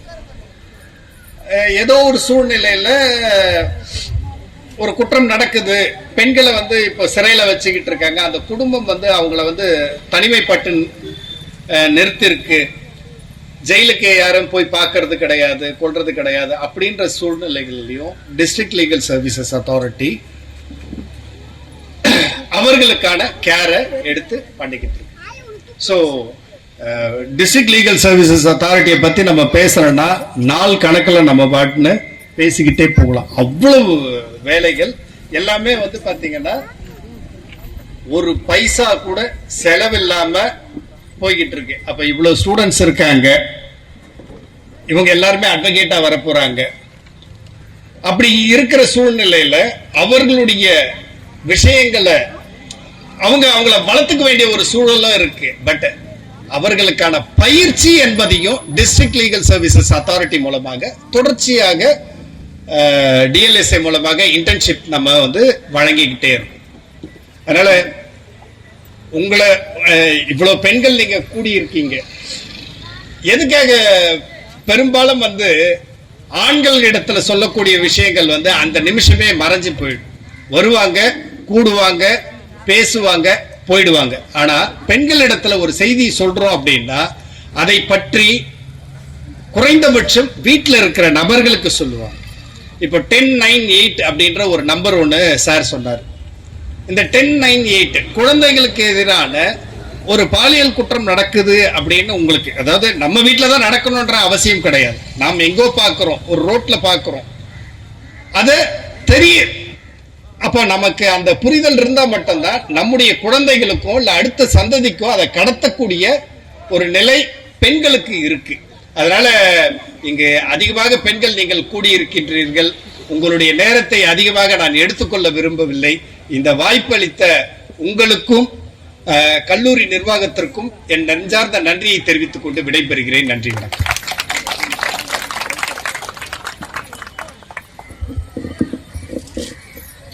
சிறப்பான உரையாற்றலை அனுபவித்த திரு ரமேஷ் பாபு அவர்களை என் மனமார்ந்த நன்றிகளை தெரிவித்துக் கொள்கிறேன்.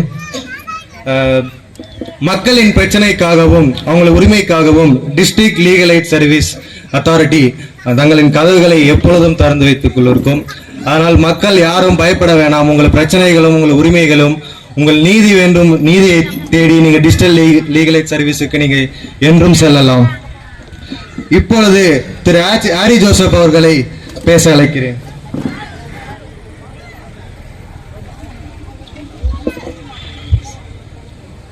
சில விஷயங்கள் பேச மறந்துட்டேன், அதனால டைம் எக்ஸ்கியூஸ் கேட்டு வந்திருக்கேன். திருப்பியும் நம்ம ஏரியாவில் இருக்கிற முக்கியமான பிரச்சனை ஐயா ரமேஷ் பாபு அவர்களுக்கு, மதிப்புக்குரிய ஐயா அவர்களுக்கு நினைவூட்டும்படியாக திருப்பி அதை நான் ஃபாலோ பண்ணி அவர் போய் பார்க்குறேன். நம்ம ஏரியாவில் இருக்கிற பொதுவான சோஷியல் ஜஸ்டிஸோட பிரச்சனை என்னன்னு பார்த்துட்டு சில விஷயங்களெல்லாம் நம்ம பிளே கிரவுண்ட்ஸ், தலித் மக்கள் எல்லாமே இல்லாத பாட்டாங்க, ஒரு பிளே கிரவுண்ட் வருஷ கணக்கில் எவ்வளோ நம்ம இது பண்ணியிருக்கிறோம். ஆனால் இன்னும் அது சரி பண்ண முடியல. நிறைய டிஸ்டர்பன்ஸ் இருக்குது. அது விளையாட்டு மைதானத்தை வந்து நம்ம டைரக்ஷன் கொடுத்து நம்ம சார் மூலிமா நம்ம வந்து கண்டிப்பாக சரி பண்ணலாம். அப்புறம் பட்டா எல்லாருக்கும் வர மாதிரி ஐடியாவும் பண்ணோம். அதுக்குண்டான கேசஸும் நான் எடுத்து பண்ணுறேன். இங்கே இருக்கிற சண்முகபுரம், சூரப்பட்டி எதுவும் வந்தாலும் சரி நம்ம மூவ் பண்ணி ஃபோர்ஸ் பண்ணலாம். அவங்க எப்படா தராங்க அப்படின்னு உட்காந்தோம்னா எல்லாருக்கும் வயசே அடுத்த ஜென்ரேஷன் வந்திருப்பாங்க, அவங்களுக்கும் வயசே அடுத்த ஜென்ரேஷன் வந்துடுவாங்க. இப்படியே போகுது. ஏன்னா அவங்கள வேலை பண்ண வைக்கணும். நம்மளோட உரிமையை தட்டி கேட்க வேண்டியது நம்மளுடைய நிலைமையாக இருக்குது. அது நான் ஐயா மூலிமா, நீங்கள் யாருன்னா பெட்டிஷன்ஸ் மனு எதனா எடுத்துன்னு வந்திருக்கீங்களா? எதனா எடுத்துன்னு வந்தால் கை தூக்குங்க. நீங்கள் ஒரு நபர் நான் கொடுத்துட்றேன், ஓகேங்களா? அது மாதிரி உங்கள் மனு எதுனா இருந்தால் கூட கொடுங்க, தாராளமாக ஃப்ரீயாக வந்து உங்களுக்கு நீதி வாங்கி தரலாம், ஓகேங்களா? இது ஒரு சம்பவம் மட்டும் சொல்லி முடிச்சிடுறேன். நியூ டெல்லி 2012 நினைக்கிறேன்.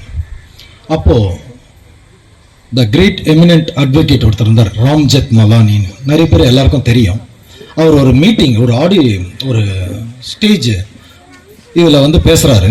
அப்போது ஆரம்ப காலகட்டம் முன்னாடி வந்து யார் உட்காந்துருக்காங்கன்னா சந்திரபாபு நாயுடு உட்காந்துருக்காரு, சிஎம்மாக இருக்கார் இப்போ. அப்புறம் மோடி அவர்கள் இப்போ பிஎம்மாக இருக்கார் இல்லையா, அவர் உட்காந்துருக்காங்க. இவரு ஸ்பீச் தராரு. thousands people surrounding ஃபுல்லாக பண்ணும்போது எம்பவர்மெண்ட் ஆஃப் உமன், அதாவது ஒரு பெண்ணோட, ஒரு மகளிரோட அவங்களுடைய எம்பவர்மெண்ட், அவங்களுடைய ஆற்றல்களை பற்றி பேச ஆரம்பித்தார். ரொம்ப வியப்பாயிடுச்சு எனக்கு அது கேட்கும்போது. என்னன்னா, அவர் சொல்கிற வார்த்தைகள் மட்டும் பதிவு பண்ணுறேன், எல்லாருக்கும் பிரயோஜனமாக இருக்கும். என்ன சொல்கிறாருன்னா, ஃபர்ஸ்ட் எடுத்தோன்னே எம்பவர்மெண்ட் ஆஃப் உமன் ஆரம்பிக்கும் போது சொல்கிறாரு, இது சரித்திரம் சொல்லி சயின்டிஃபிக் புக்ஸில் சரி எல்லாத்துலையும் நீங்கள் வாசி பார்த்தீங்கன்னா உங்களுக்கே தெரியும். இந்த இந்தியாவில் சரி, இந்த உலகத்திலே முதலாக ஷெல்டர், காட்டேஜ், வீடு, அந்த ஐடியா எங்கேருந்து வந்து தெரியுமா? ஒரு பெண்ணால். அப்புறம் சொல்கிறாரு, அக்ரிகல்ச்சர், விவசாயம் தொடங்கப்பட்டது ஒரு பெண்ணால். உங்களுடைய பவர் வேற லெவலில் இருக்கு, சரித்திரமே சொல்லுது நம்மளுக்கு இல்லைங்களா?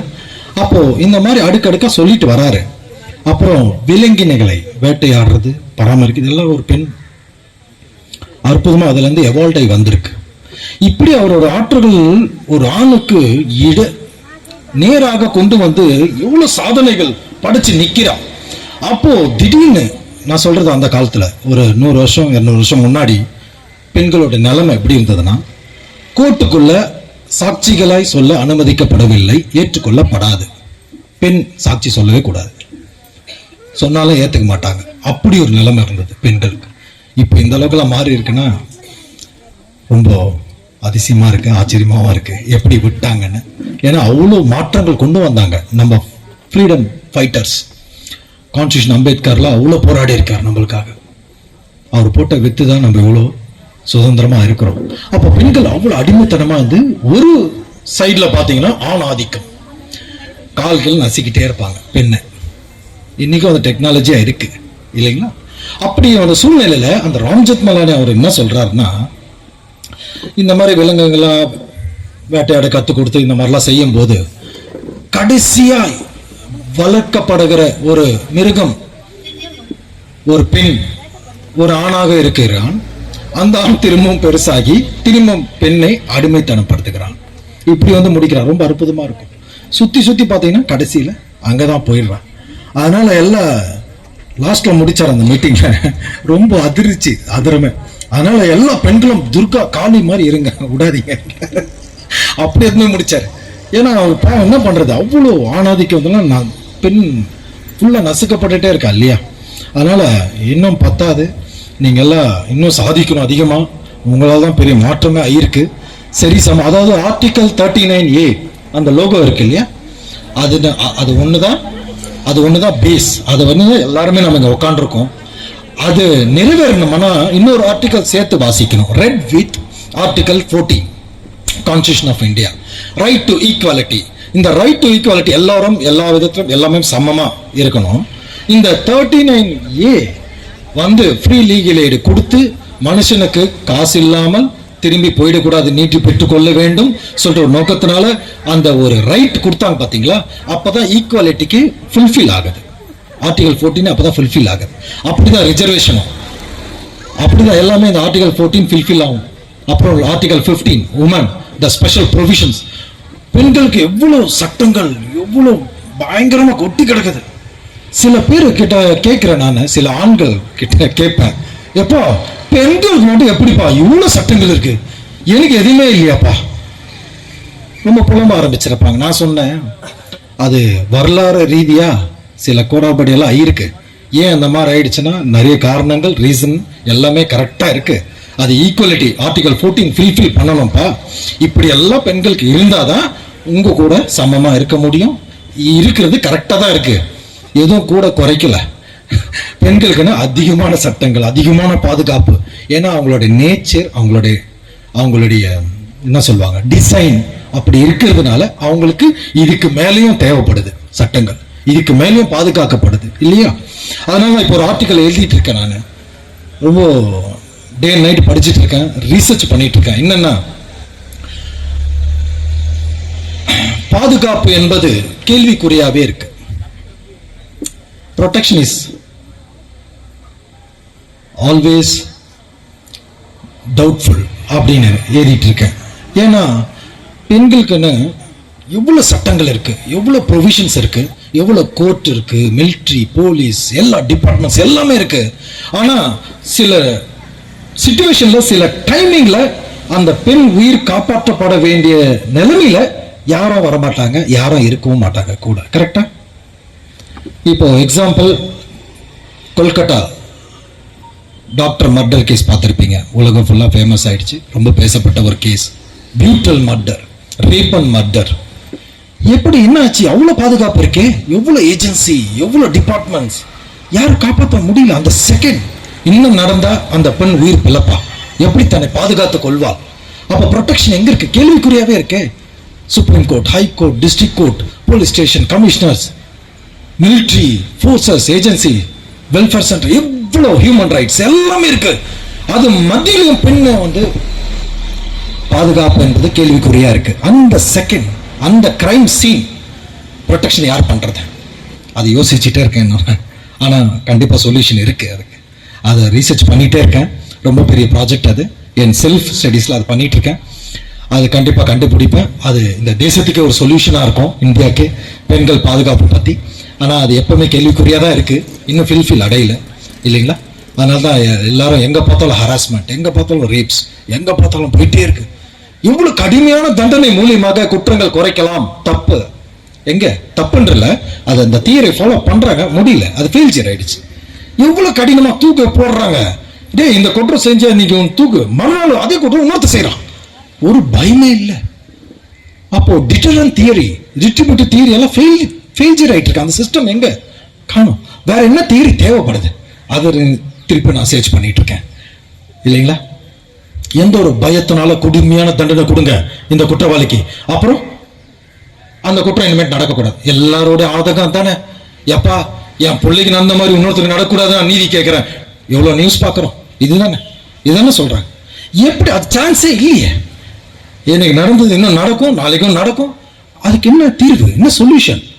அதுதான் இப்போ ரீசர்ச் பண்ணிட்டு இருக்கோம் இல்லைங்களா? இந்த அற்புதமான இந்த கல்லூரி, வேல்ஸ் யூனிவர்சிட்டி, எங்க faculty sir, Kishore sir, Thendralarasi madam, இவங்கெல்லாம் இருக்காங்க. இவங்க கொடுக்குற நாலேஜ் எல்லாம் வேற லெவல்ல இருக்கு. இன்னும் நிறைய ஃபேக்கல்டி இருக்காங்க. அவங்களால உருவாக்கப்பட்டதான் நாங்க இவ்வளோ சாதிக்க போறோம், இனிமேலும் சாதிப்போம். ஏன்னா ஒரே நோக்கம் என்னன்னா, ஏழை மக்களுக்கு உதவி செய்யணும். எந்த ஒரு எதிர்பார்ப்பு இல்லாமல் அவங்க உங்க ஃபேஸ்ல, உங்க மூஞ்சில சிரிப்பை பார்க்கணும். அவ்வளவுதாம்மா எனக்கு தேவை. அதான் மிகப்பெரிய ஃபீஸ் எனக்கு. நன்றி, வணக்கம். முடிச்சு. நன்றி ஹாரி ஜோசப், தங்களின் கருத்துகளும் சிறப்பான உரையாற்றலும் மக்களிடம் தெரிவித்ததற்கு. அடுத்ததாக திருமதி சித்ரா சீனத் அவர்களை அழைக்கிறேன்.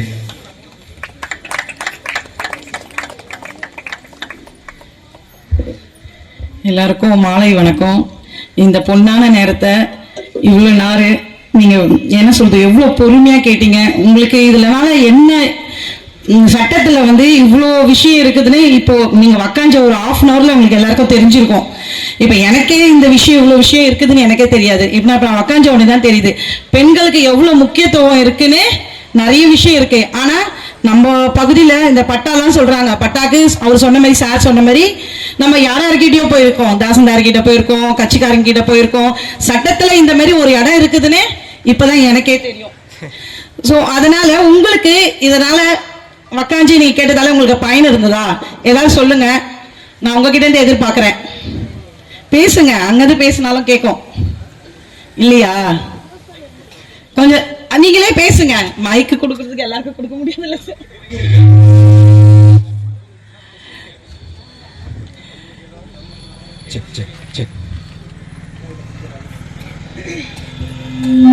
ரொம்ப ரொம்ப யூஸ்ஃபுல்லாக இருந்தது. தெரியாத விஷயமா பிளாங்காக வந்தேன். இப்போ இவ்வளோ விஷயம் இருக்குன்னு எங்களால் தெரிஞ்சுக்க முடியுது. ரொம்ப ஹாப்பியாக இருக்குது. இங்கே வந்ததுக்கு எனக்கு ரொம்ப யூஸ்ஃபுல்லாக இருக்குது. தேங்க்யூ.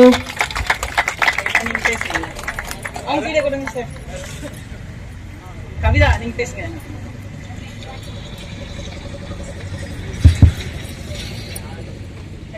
இந்த ப்ரோக்ராம் வந்து நாங்க எதிர்பார்த்து வரவே இல்லை. எங்களுக்கு ஒரு மீட்டிங் இருக்கு அப்படிங்கிற மாதிரி தான் நாங்க வந்தோம் ஆக்சுவலி. ஆனா பார்த்தா இன்னைக்கு எங்களுக்கு தெரியாத விஷயங்கள் என்னென்னலாம் நம்பர்ஸ் இருக்கு, இதுல நாங்க எப்படி அப்ரோச் பண்ணோம், உங்களை ஈஸியா எங்களுக்கு அந்த டீடைல்ஸ் எல்லாம் எப்படி தெரியுங்கிறது நீங்க எங்களுக்கு சொல்லியிருக்கீங்க. எங்க மேம்க்கு தான் நாங்க ஃபர்ஸ்ட் நன்றி சொல்லணும். ஏன்னா இந்த விஷயம் வந்து எங்களுக்கு கிடைக்கணும்னா ஃபர்ஸ்ட் நாங்க மேம் வந்து எல்லாத்தையுமே தெரிஞ்சு போனாங்க. அதனால ரொம்ப தேங்க்ஸ்பா. இப்படி ஒரு விஷயத்த எங்க ஏரியாவுக்குள்ள நீங்க அரேஞ்ச் பண்ணி கொடுத்ததுக்கு. அவங்க சொன்ன மாதிரி என்ன சொல்றது, நான் ஒன்றும் பெருசா இல்லை. அரிப் ஜோசப் அவரு சார் வந்து என்னை வந்து இது வரைக்கும் இந்த ஊர்ல தான் இருக்கேன். நான் அவர்கிட்ட பேசுனதில்ல, அவர் என்கிட்ட பேசுனதில்ல. இன்னைக்கு வந்து பெண்களுக்காக இவ்வளோ பெண்கள், நான் இன்னைக்கு ஒரு இந்த மாதிரி விஷயம்னா என்னால் இங்கே 3000 பெண்களை வரை கூட்ட முடியும். ஸோ நான் சும்மா ஒரு எப்படி இருக்கு பார்க்கலாம் வாங்க அப்படிதான் சொல்லி யார்கிட்டயும் நான் புஷ் பண்ணல. சும்மா லைட்டா சொல்லி கூட்டிட்டு வந்த கூட்டம் தான் இது. உங்களுக்கே தெரியும், இங்க நான் இந்த இடத்துல திருவிழா மாதிரி பண்ணுவேன். எந்த ப்ரோக்ராம் பண்ணாலும் இந்த மாதிரி தெரிஞ்சுதான் நான் எல்லாரையும் கூப்பிட்டு இருப்பேன்.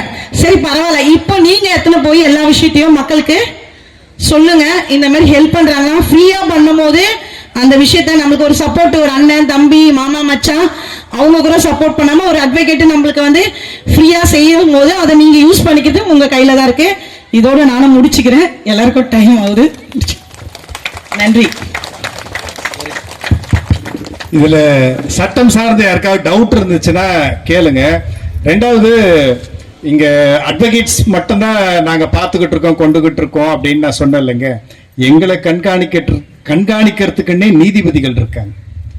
நாங்க என்ன வேலை செஞ்சுக்கிட்டு இருக்கோம், எந்த கிளைண்டோட அப்ரோச் பண்ணிக்கிட்டு இருக்கோம், அந்த பெட்டிஷனுடைய ஸ்டேட்டஸ் என்ன அப்படின்றத நீதிபதிகள் எங்களை கண்காணிச்சுக்கிட்டு இருக்காங்க. உங்களுக்கு சட்டம் சார்ந்து ஏதாவது டவுட் இருந்துச்சுன்னா நீங்க கேட்கலாம்.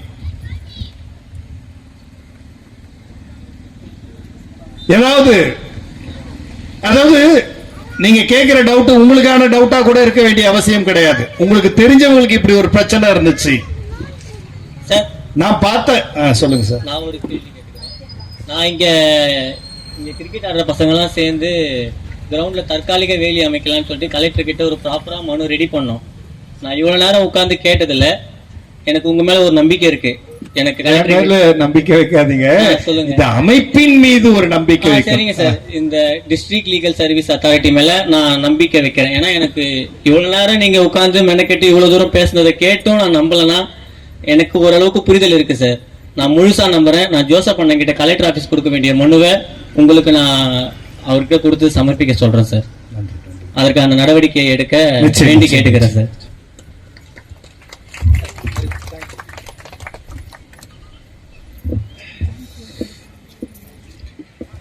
சிறப்பான உரையாற்றலை அணிவித்த திருமதி சித்ரா சீனத் மற்றும் ரமேஷ் பாபு அவர்களுக்கு என் அன்பான நன்றிகளை தெரிவித்துக் கொள்கிறேன்.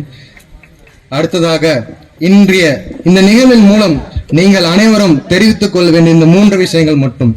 உங்கள் உரிமைகளை அறிந்து கொள்ளுங்கள், தேவையான பொது சட்ட உதவியை பெறுங்கள், மற்றவருக்கு இந்த விழிப்புணர்வை பரப்புங்கள்.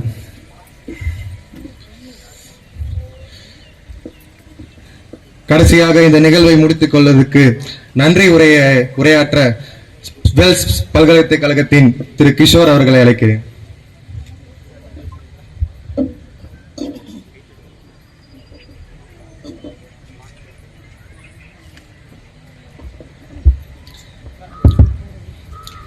யாரும் பயப்பட வேணாம், ரொம்ப நேரம் எடுத்துக்க மாட்டேன். நன்றி மட்டும் சொல்லிட்டு உங்களுக்கு வீட்டில் அனுப்பிடுறேன். வீட்டில் எல்லாருக்கும் அவ்வளோ வேலை இருக்கும். அந்த வேலையெல்லாம் விட்டுட்டு எதுக்கு கூப்பிட்டாங்கன்னே தெரியாம இவ்வளவு நேரம் உட்காந்து நீங்க வந்து கவனிச்சிருக்கிறது ஏதாவது உங்களுக்கு புரிஞ்சுதா? வந்ததுக்கு ஏதாவது கத்துக்கிட்டீங்களா புதுசா? பிரச்சனைங்கிறது வராம மனுஷங்களால கடந்து போகவே முடியாது. மனுஷங்க இருந்தா பிரச்சனை கண்டிப்பா வரதா செய்யும். நமக்கு வரலன்னா கூட நம்ம கூட இருக்கவங்களுக்கு வரும். சரிங்களா? இன்னைக்கு நீங்க வந்து இங்க கத்துக்கிட்ட விஷயத்த நாளைக்கு உங்களுக்கு பக்கத்து தெருவிலையோ இல்ல பக்கத்து வீட்லயோ யாருக்கா நடந்துச்சுன்னா உங்களால அவங்களுக்கு அது தெரிய வந்துச்சு, இல்ல உங்களுக்கே ஏதோ ஒரு பிரச்சனை வந்துச்சு, அதனால நீங்க கத்துக்கிட்டதுனால உங்களுக்கு தெரிய வந்துச்சுன்னா நாங்க இன்னைக்கு இந்த இடத்துல இப்படி மேடை போட்டு சேர் போட்டு உட்காந்து நடத்துற நிகழ்ச்சிக்கு எங்களுக்கு அது போதும். சரிங்களா? ஸோ எதுக்காக இந்த கூட்டம் வந்திருக்கு அப்படின்னா சிம்பிளா சொல்லிடுறேன், ஃப்ரீ லீகல் எய்ட். காசு இருக்கிறவங்கள மட்டும்தான் கோர்ட்டுக்கு போக முடியும், காசு இருக்கிறவங்களால மட்டும்தான் கோர்ட்ல கேஸ் போட்டு அந்த கேஸை ஜெயிக்க முடியும் அப்படிங்கறது இதெல்லாம் கிடையாது. சரிங்களா? சட்டம்ங்கிறது சமம், மனுஷனா பிறந்த எல்லாருக்கும் எல்லாமே கிடைக்கணும்னு சொல்றதுதான் சட்டம். அந்த சட்டத்துல தான் உங்களுக்கு ஃப்ரீ லீகல் எய்ட் ஒன்னு கொடுத்துருக்காங்க. சரிங்களா? நீங்க உங்களுக்கு என்ன பிரச்சனை இருந்தாலும் நீங்க அந்த ஃப்ரீ லீகல் எய்ட் கதவை தட்டினா அந்த கதவை திறக்கும், உங்களுக்கான தீர்வும் கிடைக்கும். மற்ற ஊர்ல எல்லாம் ஃப்ரீ லீகல் எய்ட் போகணும் அப்படின்னா அந்தந்த டிஸ்ட்ரிக்ட்ல இருக்கிற ஃப்ரீ லீகல் எய்ட் தான் போகணும். ஆனா இந்த ஊரு சண்முகபுரத்துக்கு மட்டும் ஒரு ஸ்பெஷாலிட்டி என்னன்னா, நீங்க அவ்வளவு தூரம் உங்களுக்கு அலைய வேணாம். வெள்ளை கலர்ல ஒரு வீடு இருக்கு, ஃப்ரீ லீகல் எய்ட் சர்வீஸ். சரிங்களா? நீங்க அங்க வந்து உங்களோட குறைகளை கூறணும்னு எந்த அவசியமும் இருக்காது. சார் வீட்டுக்கு நீங்க போனாலே போதும், அவரே உங்களுக்கு எல்லாத்தையுமே முடிச்சு கொடுத்துறாருன்னு நினைக்கிறேன். இந்த ஊர்ல அவரை மாதிரி ஒரு நல்ல மனுஷங்க இருக்கிறதுங்கிறது ரொம்ப கொடுத்து வச்சவங்க நீங்க எல்லாம். சரிங்களா? அண்ட் இந்த விழாவை சிறப்பித்து கொண்டு வந்து பொறுமையா உட்கார்ந்து கேட்டிருக்க உங்களுக்கு முதல் வணக்கம், முதல் நன்றியும் கூட. சரிங்களா? எப்பயும் எல்லாரும் ஸ்டேஜ்ல இருக்கிறவங்களுக்கு தான் சொல்லுவாங்க, அதுக்கப்புறமா கடைசியா வருவாங்க. நான் ஏன் ஃபர்ஸ்ட் உங்ககிட்ட சொல்றேன் அப்படின்னா, இந்த நேரத்துல என்னென்ன வேலை இருக்குங்கிறது கண்டிப்பா எல்லாருக்குமே தெரிஞ்சிருக்கும், எனக்கும் தெரிஞ்சிருக்கும். அந்த வேலையெல்லாம் இருக்கும்போது மேம் அவங்க சொன்ன வார்த்தைக்காக அவங்களோட மரியாதை என்னங்கிறது எனக்கு இதனால நல்லா தெரிய வருது. அதனால சித்ரா ஜீனத் மேம், வேல்ஸ் காலேஜ் சார்பாக நன்றியை தெரிவித்துக் கொள்கிறேன். அந்த டிஸ்ட்ரிக்ட் லீகல் எய்ட் சர்வீஸ் அத்தாரிட்டில இருந்து வந்திருக்க ரமேஷ் பாபு சார், அவர் உங்களுக்கு எல்லாம் புரியுற மாதிரி கண்டிப்பா சொல்லியிருக்காரு நான் எதிர்பார்க்கிறேன். உங்களுக்கு அதனால புரிஞ்சிருக்குன்னு நினைக்கிறேன். சார் எல்லாம் பேச விட்டோம்னா இன்னைக்கு நைட்டு ஃபுல்லா பேசுவாங்க, அப்புறம் நமக்கு சீரியல் பார்க்க முடியாது, வீட்டுல சமைக்க முடியாது. சரிங்களா? அதனால அவர் கொஞ்சம் சீக்கிரமா முடிச்சுட்டு கிளம்பிட்டாரு. அண்ட் இவ்வளவு நேரம் பொறுமையா உட்காந்து இந்த ப்ரோக்ராம்கான இந்த நிகழ்ச்சி எதுக்காக நாங்க கொண்டு வந்திருக்கோமோ அதோட பயன் உங்களுக்கு கண்டிப்பா போய் அடைஞ்சிருக்கும், சென்றடைஞ்சிருக்குன்னு நினைக்கிறேன்.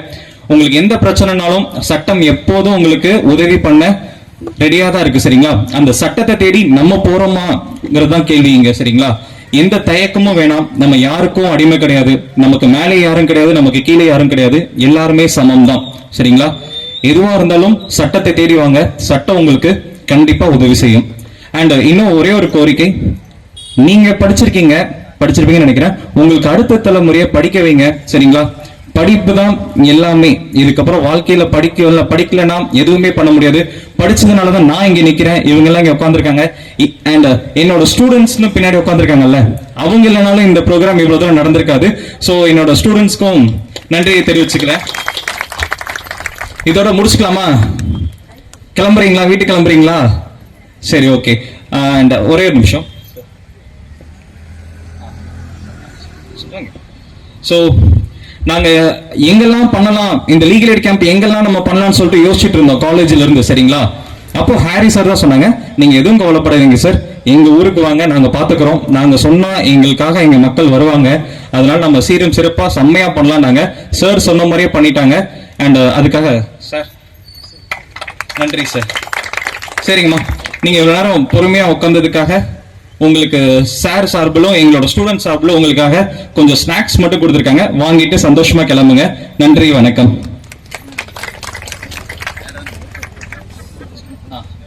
அண்ட் எல்லாரும் ஒரு 2 நிமிஷம் நேஷனல் அந்தம் மட்டும் எந்திரிச்சு நின்றுக்கலாமா?